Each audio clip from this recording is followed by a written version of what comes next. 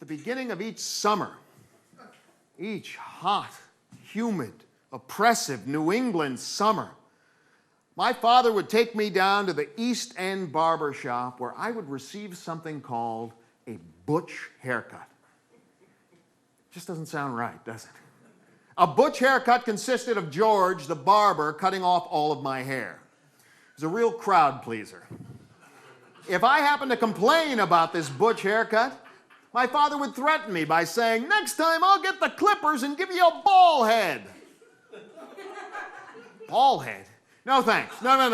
I look ridiculous enough with a butch haircut. I don't need a ball head. I found out years later, they're exactly the same thing. Thanks, Dad, for another childhood ulcer. Now, there were plenty of chores to do around the house, especially in the summer.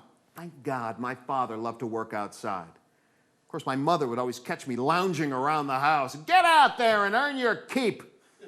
I'd drag my butt outside. After about 15 minutes of me helping my father, he'd send me back in the house. Now, as a result, they gave me no money. Zero. I was always broke.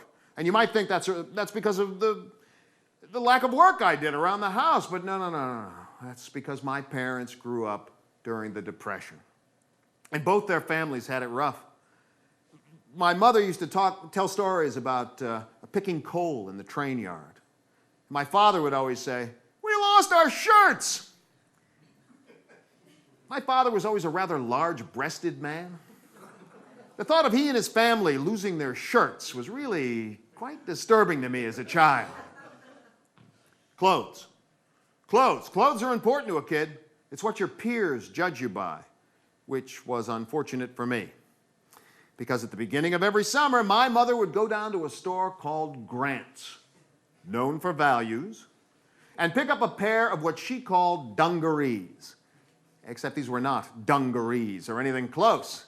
What she bought me was a pair of Mavericks. Mavericks. They looked like Wranglers, but they were Mavericks. And Mavericks were cheap cloth pants made to look like dungarees.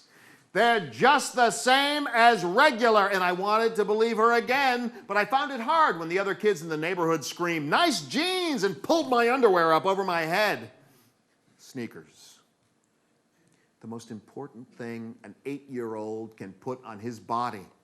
When I was a kid, it seemed like everybody else in the world had Pro Keds and Converse All-Stars. Those were the coolest. PF Flyers with a red ball on the side, those were the least of the cool, but they were still cool. But PF Flyers, like Coca-Cola or Levi's, were for the rich people. My mother loved the rich people.